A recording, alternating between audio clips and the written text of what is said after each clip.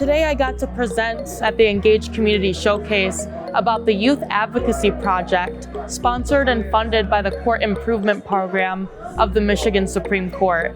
And this is to elevate youth voice in court proceedings to make sure we're increasing permanency outcomes for youth in foster care. When it comes to working with youth, I think the best ethical social worker is making sure that the youth know that their voices matter the most and they are the lived experts in their own lives.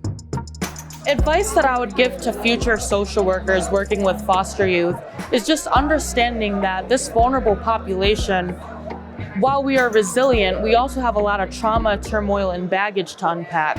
So what are you doing as a social worker to model best practices of trauma-informed care, as well as making sure as a social worker you're helping your clients towards their healing journey?